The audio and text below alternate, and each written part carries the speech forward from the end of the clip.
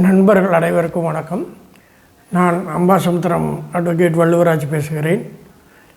நான் இந்த பதிவில் ஒரு 2 நண்டு கூட்டங்களுடைய கதையை பற்றி சொல்ல போகிறேன்.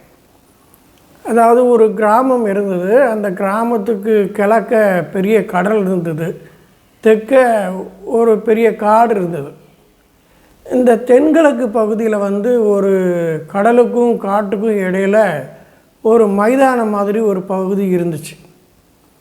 இந்த கிராமத்தில் ஏதாவது ஒரு ஃபங்க்ஷன் வந்துச்சுன்னா அந்த மைதானம் மாதிரி இருக்கிற இடத்துல தான் பந்தல் போட்டு ஸ்டேஜெலாம் போட்டு ஃபங்க்ஷனை கொண்டாடுவாங்க. அதுக்காக ஒரு ஃபங்க்ஷன் கொண்டாடுறதுக்காக வேண்டி அந்த பகுதியில் பந்தல் கால் ஊன்றதுக்காக வேண்டி குழி தோண்டி வச்சுருந்தாங்க. அந்த டைமில் கடலில் ஒரு பெரிய அலை வந்துச்சு. ஒரு நண்டு கூட்டத்தை 2 நண்டு கூட்டத்தை அந்த 2 குழிலையும் தள்ளிட்டுது. தள்ளினதுக்கப்புறம் அந்த ஒரு குழிக்குள்ளே கிடந்த நண்டு கூட்டத்தில் ஒரு நண்டு ரொம்ப கஷ்டப்பட்டு அந்த குழியில் 3/4 வாசிக்கு மேலே ஏறிட்டுது. அதால் வெளியில் வர முடியாதுக்கு கொஞ்சம்தான் தூரம் இருக்குது. ஆனால் அதுக்கு மேலே அதால் வர்றதுக்கு முடியல, கஷ்டப்பட்டுக்கிட்டு இருக்கு. இதை குழிக்குள்ளே கிடந்த மற்ற நண்டுகள் பார்த்துச்சு. பார்த்த உடனே ஒரு நண்டோட மேலே இன்னொரு நண்டு, அப்படி ஒரு நண்டுக்கு மேலே ஒரு நண்டுன்னு ஏறி அந்த 3/4 வாசிக்கு மேலே ஏறி இருந்த நண்டை ஒரு மட்டுக்கும் அடைஞ்சி அதை ரொம்ப கஷ்டப்பட்டு வெளியே தள்ளி விட்டுட்டு அந்த நண்டு தப்பிச்சிட்டுது. தப்பித்த உடனே அது வெளியில் அந்த பந்தல் போடுறதுக்கு அந்த கம்பு இதெல்லாம் கெட்டுறதுக்காக வச்சுருந்த கயிறு, பெரிய கயிறை நைஸாக அந்த குழிக்குள்ளே கொண்டு தள்ளி விட்டுட்டு அந்த கயிறை பிடிச்சி மற்ற நண்டுகள்லாம் தப்பிச்சு வெளியே வந்துட்டு. அதே மாதிரி இன்னொரு குழிக்குள்ளே விழுந்துச்சு பாருங்கள் நண்டு. அந்த நண்டுகளில் அதே மாதிரி ஒரு நண்டு 3/4 வாசிக்கு மேலே ஏறிட்டு மேற்கொண்டு ஏறதுக்கு முடியாமல் தவிச்சிக்கிட்டு இருந்தது. அப்போ கீழே கிடந்த மற்ற நண்டுகளில் ஒரு நண்டு அதை பார்த்த உடனே மற்ற நண்டுகள்கிட்ட இல்லை அவன் வெளியில் போகிறான் அப்படின்னு சொல்லிட்டுது. உடனே ஒவ்வொரு நண்டும் ஒன்றுக்கு மேலே ஒன்று ஏறி அந்த 3/4 வாசிக்கு மேலே இருந்தது பாருங்கள், அந்த நண்டை பிடிச்சி கீழே இழுத்து போட்டு. இது மாதிரி தொடர்ந்து ஒவ்வொரு நண்டும் மேலே வர்றதுக்கு பார்க்கும், மற்ற நண்டு ஏறி அதை கீழே இழுத்து போட்டுரும். ஆக இப்படி நடந்துக்கிட்டு இருந்தது. இந்த நேரத்தில் குழி தோண்டி போட்டுட்டு சாப்பிட போயிருந்த ஆட்கள் திருப்பி வந்துட்டாங்க.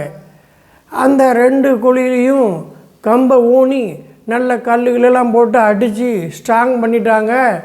ஒரு கூட்டத்தில் ஒரு குழிக்குள்ளே கிடந்த அந்த நண்டு கூட்டம் மொத்தமாக செத்து போச்சு. இது மாதிரி தான் மனிதர்கள் நிறைய பேர் இருக்காங்க. இன்றைக்கு உலகத்தில் கிறிஸ்தவர்கள் தான் முதல்ல அதிகமாக இருக்காங்க. 2வதாக இஸ்லாமியர்கள் நிறைய இருக்காங்க. அப்படி பார்க்கும்பொழுது யூதர்கள்ங்கிறவங்க ரொம்பவும் குறைவாக தான் இருக்காங்க. ஆனால் அவர்களுக்குள்ளே ஒற்றுமை அதிகமாக இருந்தது. அவங்க யாராவது ஒருத்தர் ஒரு நாட்டுக்கு போகிறாங்க, இப்போ இந்தியாவுக்கே வராங்கன்னு வச்சுக்கோங்க.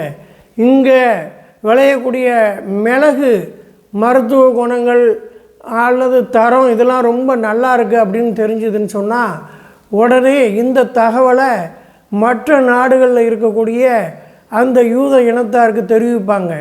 உடனே 10, 50 பேர் 100 பேர் மொத்தமாக இந்த பகுதிக்கு வந்துடுவாங்க. இந்த 50 பேரும் ஒற்றுமையாக இருந்து அந்த மிளகை கொள்முதல் செய்கிறது விவசாயிகள்கிட்ட இருந்து, அப்புறம் தரம் பிரித்து அதை பக்குவமாக பிரித்து ஒரு விலை நிர்ணயம் பண்ணுறது, அப்புறம் ஒரு கூட்டம் அதை வெளிநாட்டுக்கு கொண்டு போய் விற்பனை பண்ணுறது. இப்படிப்பட்ட முறையில் அவங்க அந்த வர்த்தகத்தில் சிறந்து விளங்கினாங்க.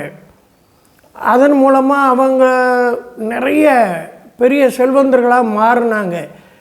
அதாவது அவங்களுக்குள்ள ஒரு ஒற்றுமை இருந்ததுனால எங்கே வாய்ப்பு கிடைக்கோ அங்கே தன்னுடைய இனத்தாரை வரவழைச்சி அவங்க ஒற்றுமையாக அந்த தொழிலில் ஈடுபட்டு அதன் மூலமாக உலகத்தில் வந்து மிகப்பெரிய ஒரு வெற்றியை அடைஞ்சாங்க, செல்வத்தை ஈட்டினாங்க.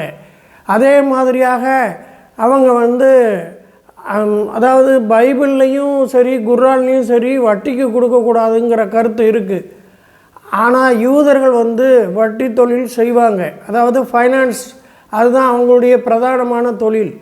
உங்களுக்கே தெரியும், ஃபைனான்ஸ் அப்படிங்கிற தொழிலில் இருந்தால் பாமர மக்கள்லேருந்து அரசியல்வாதிகள் வர அவங்ககிட்ட ஒரு நல்ல தொடர்பில் இருப்பாங்க.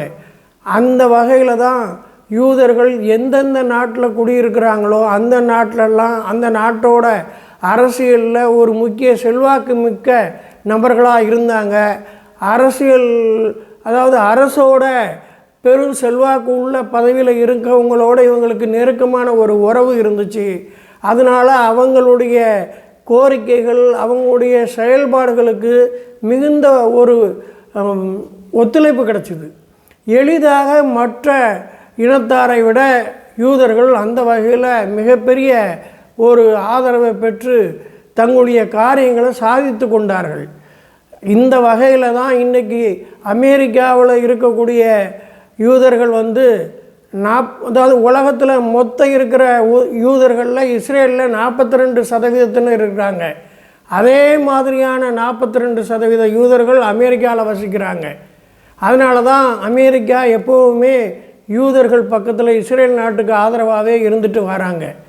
இதுவரை அமெரிக்காவுடைய ஆதரவில் அந்த யூதர்களுக்கு எதிராக எந்த தீர்மானம் ஐக்கிய நாட்டு சபையில் வந்தாலும் அதை வந்து வீட்டோ பவரை வச்சு ரத்து பண்ணி விட்டுருவாங்க. அப்படிப்பட்ட ஒரு முறையில் தான் இன்றைக்கு யூதர்கள் உலகத்தில் செல்வாக்கு மிக்க ஒரு இனமாக, வெற்றிகரமான ஒரு இனமாக வாழ்ந்து கொண்டிருக்கிறார்கள். இந்த நண்டு கதை அப்படிங்கிறது வந்து யூதர்களுக்கு மட்டும் பொருந்தக்கூடியது அல்ல, மற்ற எல்லா விதமான சின்ன சின்ன குழுக்களுக்கும் கூட பொருந்தும். எந்த பகுதியில் எந்த மக்கள் ஒற்றுமையாக இருக்காங்களோ அவங்க முன்னேறுவாங்க. யார் பொறாமப்பட்டு ஒருத்தர் கூட முன்னேற விடாமல் தடுக்கிறாங்களோ அந்த இனம் அப்படியே கெட்டு போயிடும். இதுதான் நம்ம நடைமுறை வாழ்க்கை. இந்த ஒரு விஷயத்தை சொல்கிறதுக்காகத்தான் இந்த நண்டு கதையை சொன்னேன். இந்த விஷயம் உங்களுக்கு பிடிச்சிருந்தா என்னுடைய சேனலை லைக் பண்ணுங்கள், ஷேர் பண்ணுங்கள், சப்ஸ்கிரைப் பண்ணுங்கள். நன்றி, வணக்கம்.